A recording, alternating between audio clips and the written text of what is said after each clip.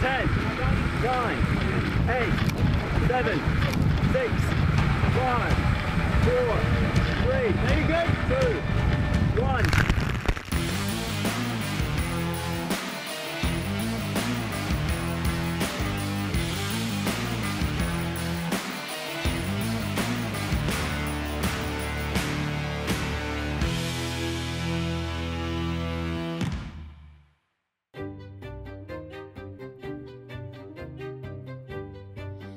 During the 5 weeks in which the 35th America's Cup will be played out, you will hear that the famous silver trophy is the oldest in international sport, that the competition dates back to 1851, that the famous silver ewer is the most coveted prize in sailing, that it once represented the longest winning streak in history, and that the last event in San Francisco saw the greatest ever sporting comeback.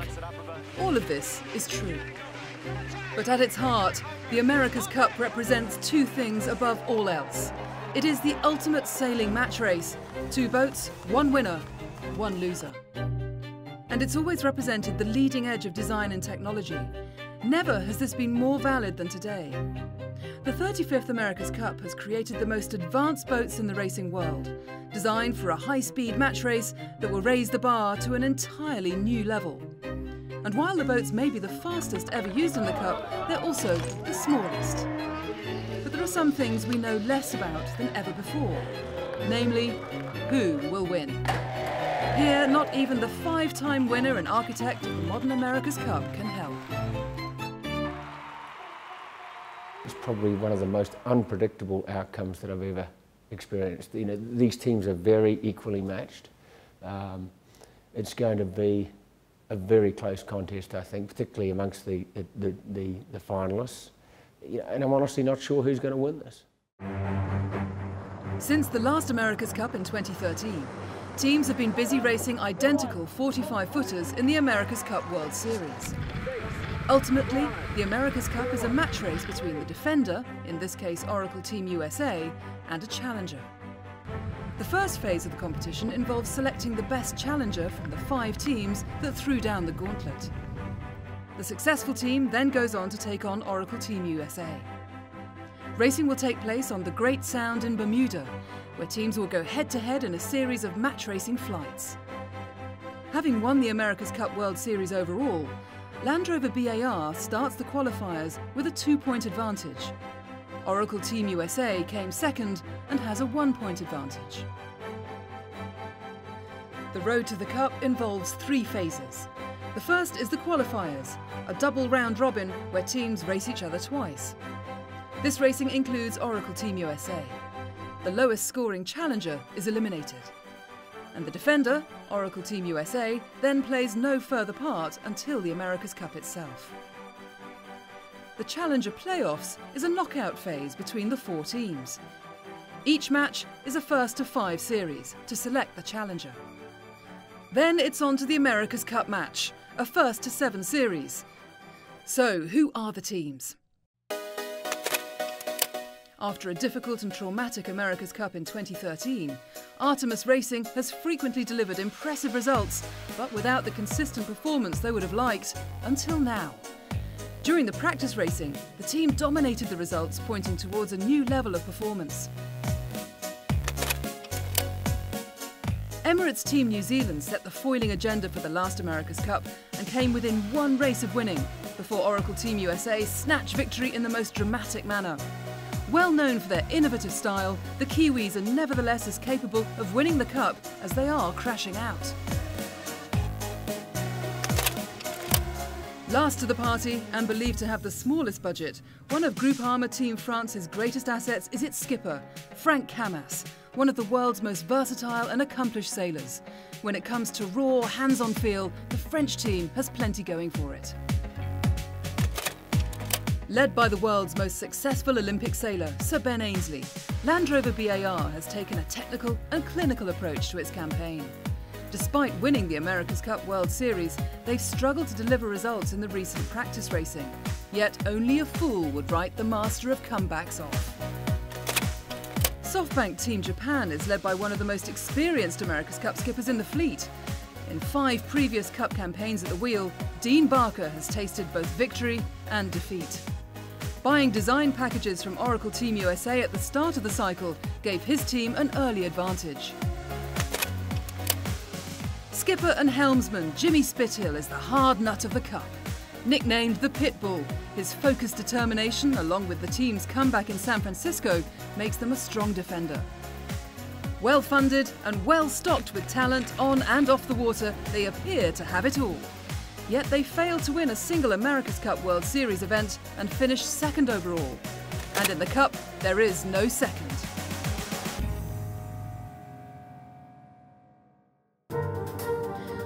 While foiling technology has been the big focus so far, some believe the secret to success is now shifting. That whole technique side of it is probably going to be at least 80% of this America's Cup, irrespective of the technology. I think the last America's Cup was, for the most part, about how people use the technology, how they make the best use of it. The technology between the 2 finalists was actually remarkably close in many ways. But how they used the technology was why we saw the big shift in performance, and I think we're still seeing that today.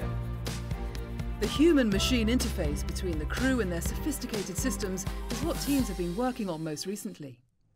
The boats are really technical, really difficult to sail, and the thing that keeps them foiling so nicely is the control system. And everyone hears of this word control system, but what does it actually really mean? Well, basically the flight control system is, from an end user perspective, from my perspective, is a bunch of buttons that you push and they send different commands to the foils. So I can push buttons on the wheel that adjust the leeward dagger board, changes the rake of it. I also have buttons that adjust the rudders, and I have buttons that adjust sort of both at the same time. So it is a very complex control system. I think I've got somewhere over 20 buttons on the wheel, mounted in various different spots.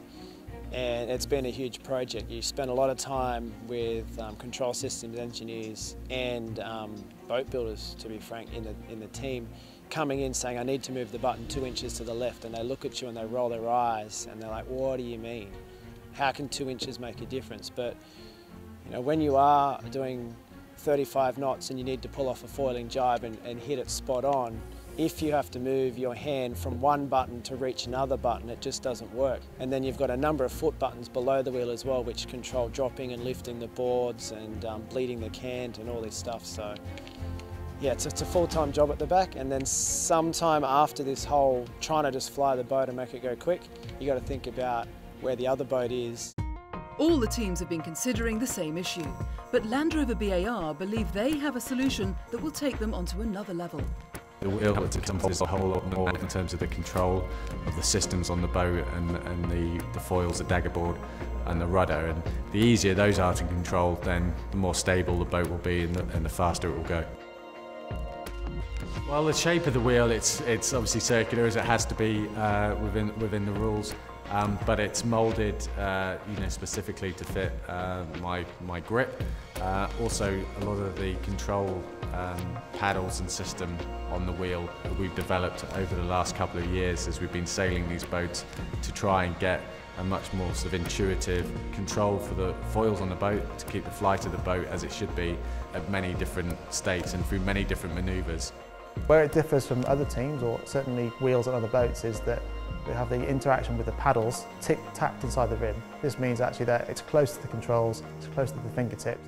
When you operate the wheel, it feels like you're changing a gear in a car.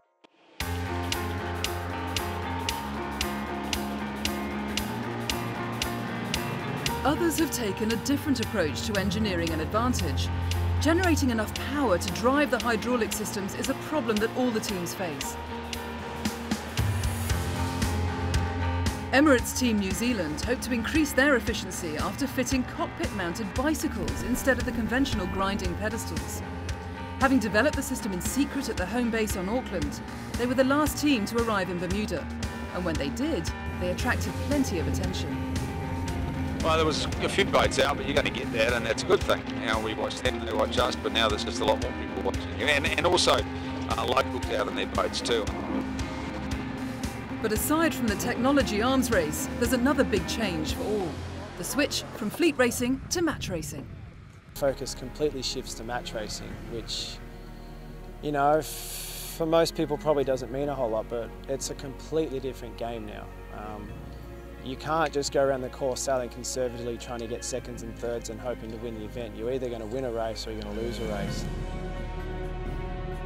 Probably the biggest thing is the whole start procedure, you know, the dogfight, as you will, in the pre-start, where you're trying to either win the windward or the leeward end of the line, or hook the other boat, or just get an even start.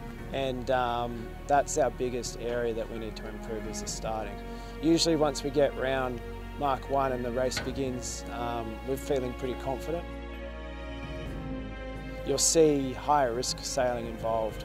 When you're behind, you have to throw in that difficult manoeuvre to get back into it.